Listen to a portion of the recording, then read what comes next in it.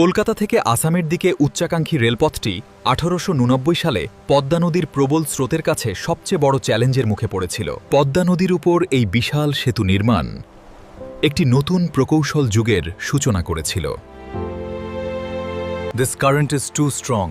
নদী সবকিছু গ্রাস করে সাহেব, আমাদের খুব সতর্ক থাকতে হবে। আমরা এইখানেই সেতু চাই, এটা করতেই হবে। কিন্তু স্যার, এই জায়গাটা নিরাপদ নয়, খরচের বিষয়টাও দেখতে হবে। স্যার, এই অংশটা দেখুন, নদীর গতিপথ এখানে খুবই আনপ্রেডিক্টেবল।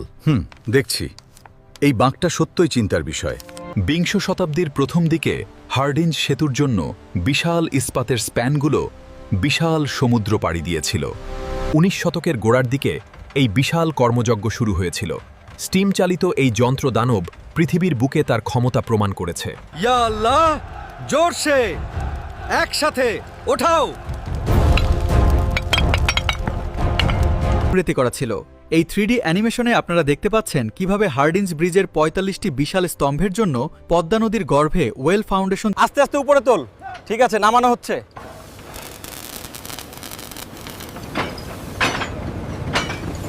এটা শক্ত করে ধরুন। ঠিক আছে, চালিয়ে যান।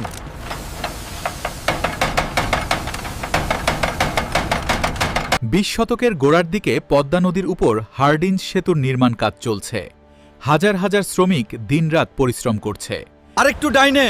হ্যাঁ, শক্ত করে ধরো সবাই। এই বিশাল সেতু উদ্বোধন করতে পেরে আমি অত্যন্ত আনন্দিত। এটি এই অঞ্চলের সমৃদ্ধি বয়ে আনুক।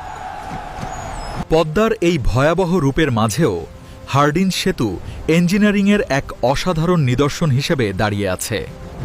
রেলগাড়ি এসেছে, হুররে!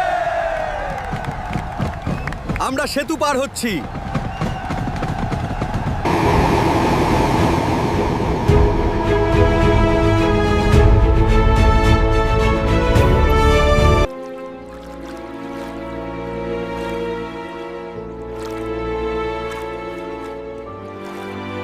গোধূলির আলোয় ঝলমল করছে ঐতিহাসিক হার্ডিঞ্জ ব্রিজ। পদ্মা বয়ে চলেছে অবিরাম।